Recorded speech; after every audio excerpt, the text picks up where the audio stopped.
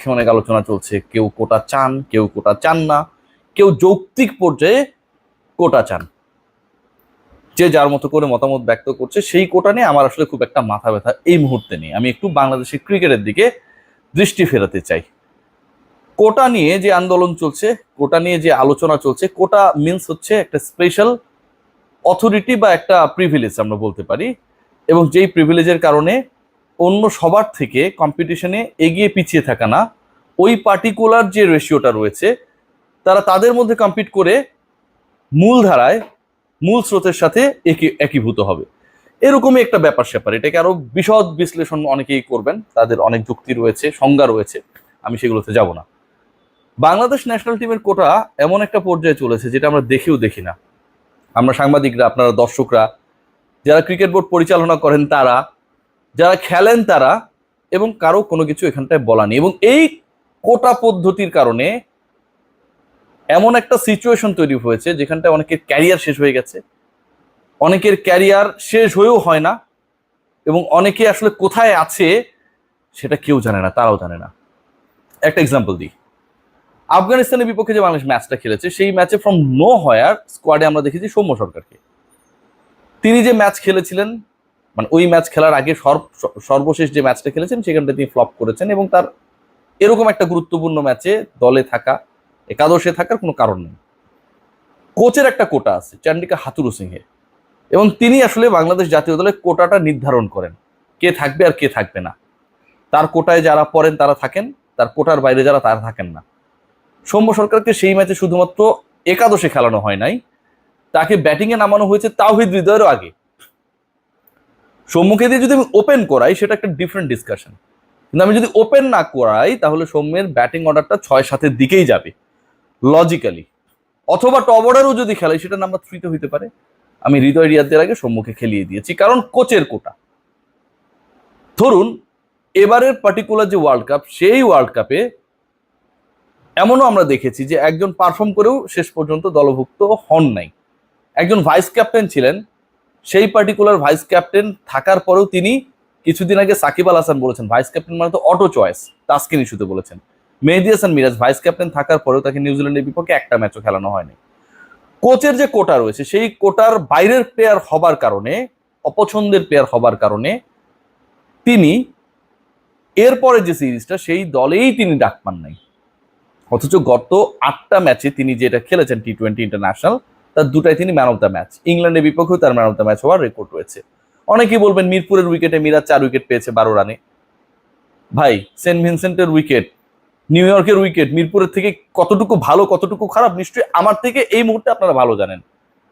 মেহেদী হাসান মিরাজ হাতুরা সিং এর ওই কোটায় পড়ার না কারণে শেষ পর্যন্ত T20 সাইডের ভাইস ক্যাপ্টেন্সি তো দূরের কথা, 15 জনের 11 জনের মধ্যে তিনি এখন চান্স পান না।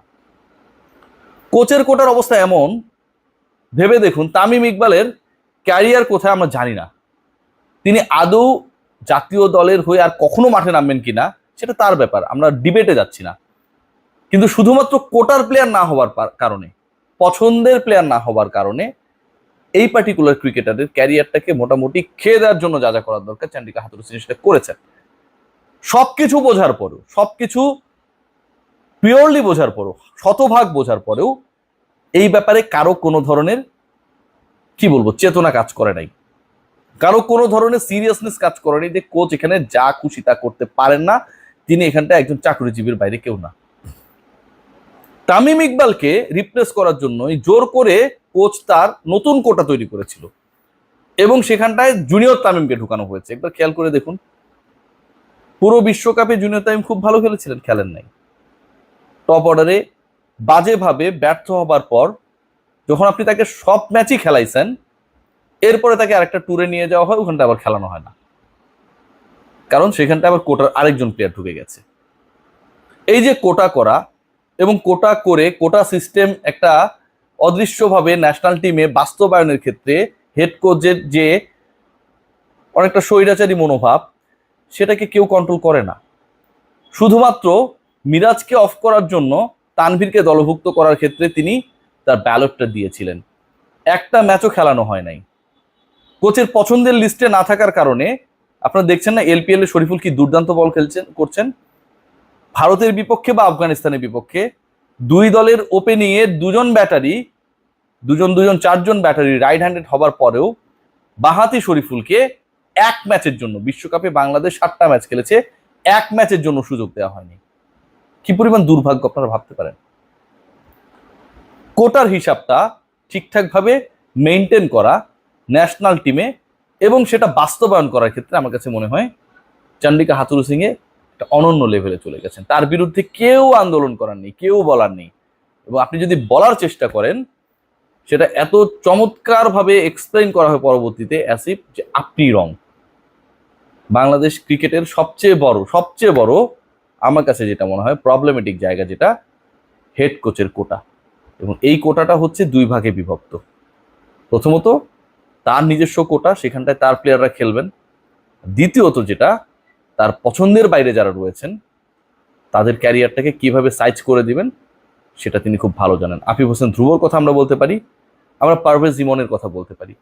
সিলেক্টররা তাকে জাতীয় দলে দলভুক্ত করার পরেও জিম্বাবুয়ের মতো দলের বিপক্ষেও পারভেজ ইমনকে একটা ম্যাচ পর্যন্ত তিনি সুযোগ দেন নাই, কারণ কোচের ওই গুড লিস্টের মধ্যে তিনি পড়েন না। আর আফিফকে ক্যারি করে নিয়ে যাওয়া হয়েছে ট্রাভেলিং রিজার্ভ হিসেবে, অলমোস্ট না খেলিয়েই। এই যখন সিচুয়েশন হয় তখন এই দলের কাছ থেকে, এই কোচের কাছ থেকে আপনি কি ফল প্রত্যাশা করেন? সব জায়গায় মেধাবীদের দরকার ভাই, খেলার ক্ষেত্রে আরো বেশি। বাংলাদেশের কোটা আন্দোলন হয়তো বাংলাদেশের জনগণ আমরা ফিল করছি, দেখছি, কিন্তু বাংলাদেশের ক্রিকেটটা কিন্তু সারা বিশ্বের মানুষ দেখে। সেখানটায় যখন এই কোটার নামে নোংরামি করেন হেড কোচ এবং এটাকে অ্যালাউ করা হয়, এর থেকে দুঃখজনক আর কিছু হতে পারে না।